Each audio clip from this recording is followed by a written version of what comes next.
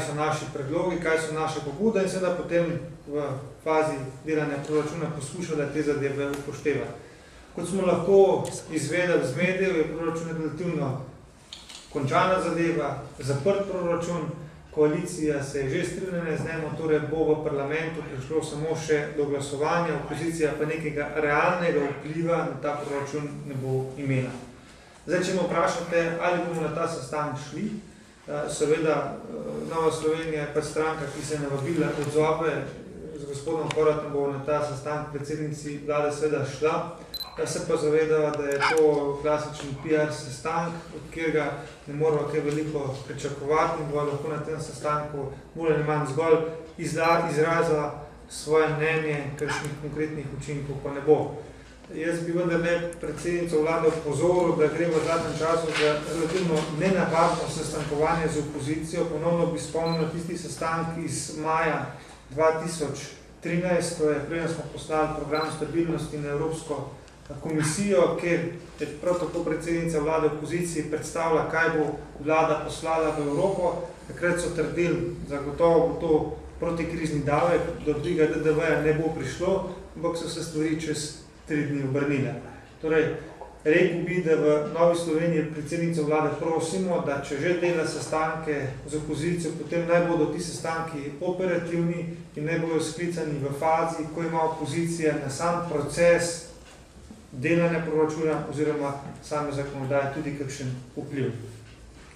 Ker ta sestanek razumemo kot sestanek, na katerem bomo lahko povedali svoje mnenje, bomo v Novi Sloveniji predvsem rekli načelno naslednje stvari, da smo v Novi Sloveniji za nižje davke, za manjšo javno upravo in da si lahko socialna država privoščimo zgolj in samo toliko, kot je močno gospodarstvo. Proračun predstavlja nek izraz politik, neko smer razvoja, nek končni akt, nek zbir vseh stvari, ki jih vlada pripravlja in moramo priznati, da zdaj ta proračun kaže na relativno konfuzno politiko. Visoki davki hkrati pomenijo tudi proizvodnjo sive ekonomije. Mi smo prepričani, da bi z nizkimi davki država lahko veliko več pobrala, predvsem pa bi razbremenila gospodarstvo. Sedaj na tej točki me boste nevredne vprašali, kako in na kakšen način bo potem ta proračun zapret z nizkimi davki. Zdaj, mi bi vladi in predsednice vlade predlagali naslednje. Predvsem, da poenostavi postopke. Spomnite se, da je naša vlada julija 2012 sprejela en cel sveženj in cel paket zakonov, s katerimi smo poenostavili določene postopke. Potrebno je narediti revizijo, kakšne rezultate so takrat prinesle tiste spremembe in kaj je potrebno še postoriti, da bodo postopki enostavnejši. Ker enačba je preprosta, enostavnejši kot bodo postopki, manj javnih uslužbencev bo potrebno, da bodo te postopke vodili.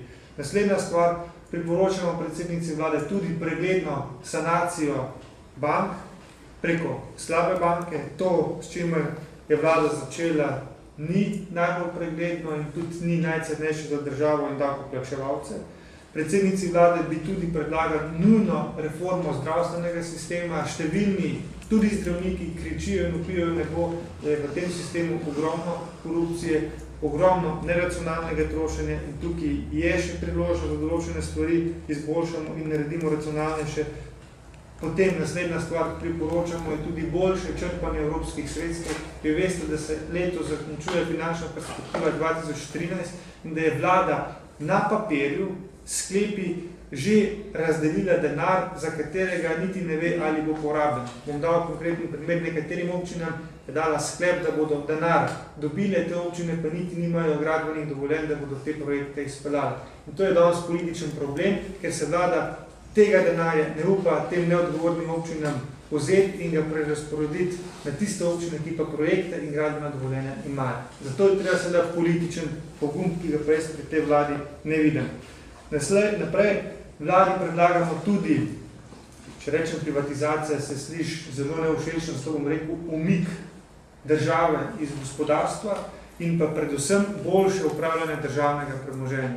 Vsi nas opozarjajo, da slovenskim državnim premoženjem se upravlja slabo, in zato je nujno potrebno, da nekaj na tej stvari naredimo. Predlog Slovenskega državnega holdinga, ki so ga spisali na Ministrstvu za finance, zelo ugotavljamo, da je nek to podaljšek AUKN-ja, ker se ne bo preneslo premoženje na Slovenski državni holding in tudi vsa moč nadzornikov bo skoncentrirana v Ministrstvu za finance, kar pa tudi ni v redu.